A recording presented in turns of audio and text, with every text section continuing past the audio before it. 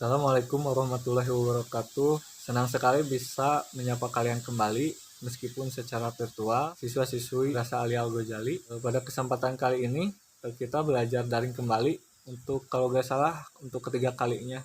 Dan mudah-mudahan kalian tetap semangat dan Bapak apresiasi untuk yang sudah menyelesaikan semester 1. Dan semoga tetap semangat dan ditingkatkan lagi prestasinya. Nah, kita masuk ke bab 4 di semester 2 ini tentang planet bumi sebagai ruang kehidupan. Diharapkan dalam mempelajari bab ini menambah keyakinan kita ternyata begitu besar kekuasaan Allah Subhanahu wa taala dalam menciptakan bumi beserta isinya, beserta alam semesta ini. Nah, kita langsung masuk ke materi.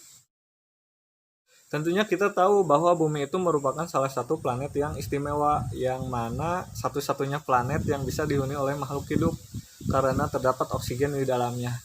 Nah, terbentuknya bumi tidak terlepas dari terbentuknya tata surya itu sendiri. Nah, karena bumi bagian dari tata surya. Tata surya sendiri itu sekelompok benda langit yang terdiri atas matahari yang dikelilingi oleh planet-planet beserta satelit. Nah, ada asteroid, komet, dan juga meteor. Nah, ini merupakan gambaran dari tatanan tata surya, mulai dari matahari yang paling besar, Merkurius, Venus, Bumi, Mars, Ceres, Jupiter, Saturn, Uranus, Neptunus, Pluto, dan juga benda-benda langit yang lainnya.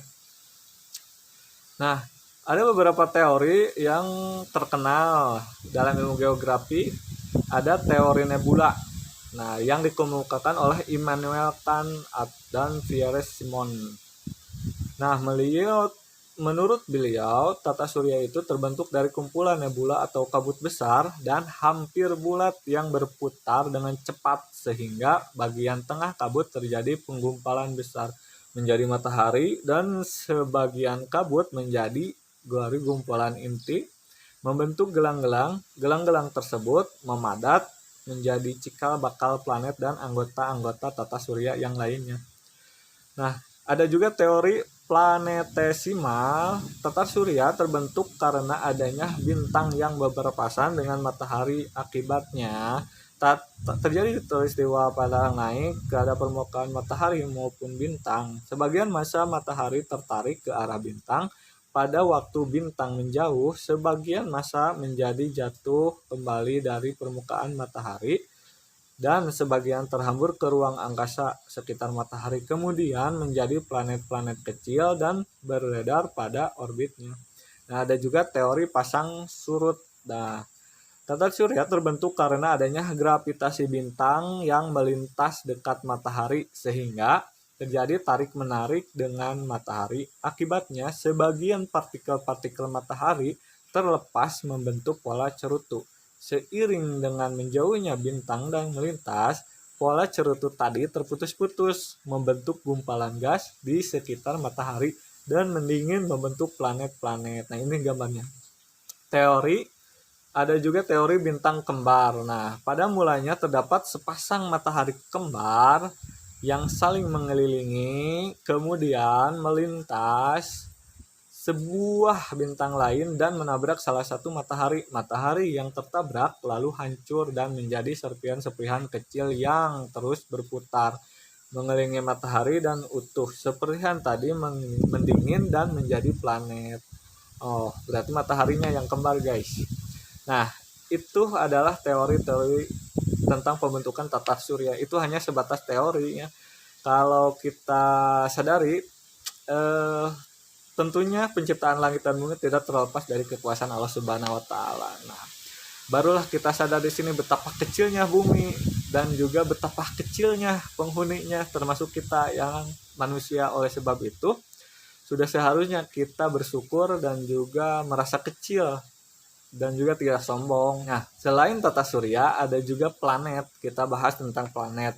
Planet merupakan benda langit yang mengorbit atau mengelilingi suatu bintang dengan lintasan dan kecepatan tertentu. Contoh, Merkurius, ada Venus, ada Bumi, Mars, Jupiter, Saturnus, Uranus, dan Neptunus. Nah, planet-planet tersebut mengelilingi matahari.